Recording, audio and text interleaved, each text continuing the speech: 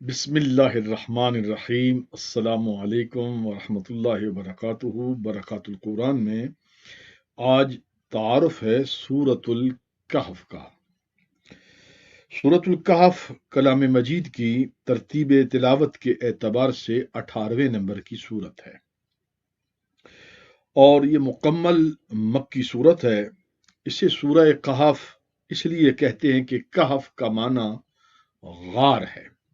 اس سورت میں حضرت سیدنا عیسیٰ علیہ السلام کے امتیوں میں سے چند مومنین نوجوانوں کا ذکر ہے کہ جو اپنا ایمان بچانے کے لیے ایک کافر جابر ظالم حکمران سے انہوں نے فرار اختیار کی، ہجرت کی اور ایک غار میں جا کر پناہ لی۔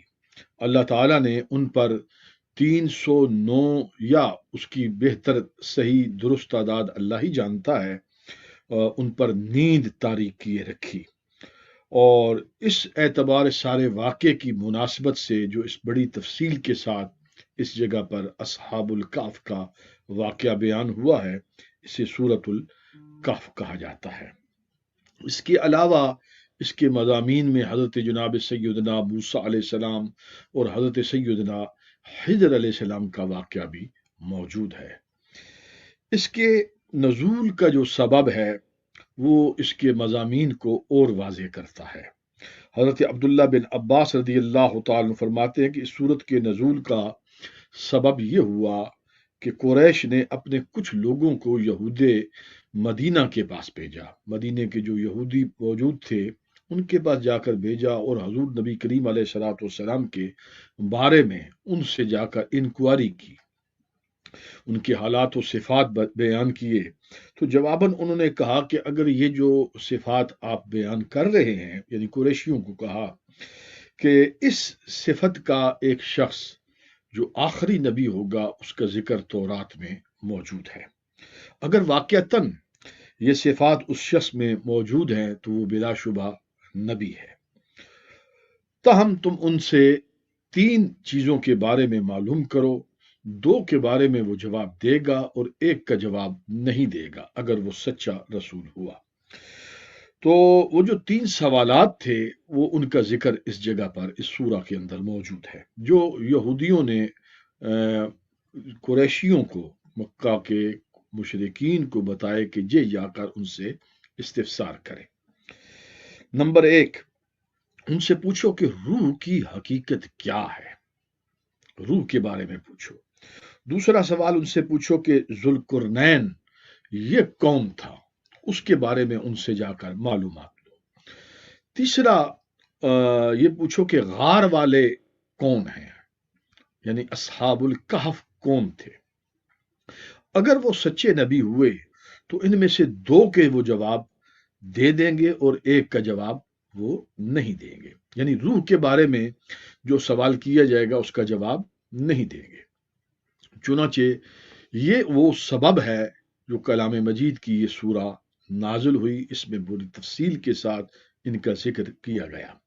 تو حضور علیہ الصلوۃ والسلام سے جب وہ سوال کیے گئے تو سرکار علیہ الصلوۃ والسلام نے ذوالقرنین کا بھی جواب دیا اور اصحاب الکہف کا بھی واقعہ بیان، دونوں واقعات اس جگہ پر موجود ہیں۔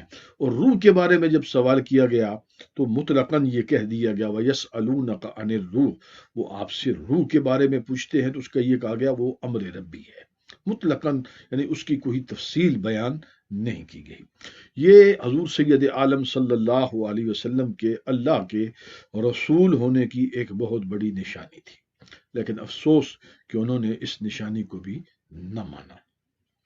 اس سورہ کے فضائل کے اندر جو احادیث مروی ہیں ان میں سے ایک حضرت جناب سیدنا ابو دردہ رضی اللہ تعالیٰ عنہ سے یہ روایت ہے جو مسلم شریف میں ہے کہ رسول اللہ صلی اللہ علیہ وسلم نے فرمایا، جس نے سورہ کہف کی پہلی 10 آیات کو حفظ کر لیا وہ فتنہ دجال سے محفوظ رہے گا۔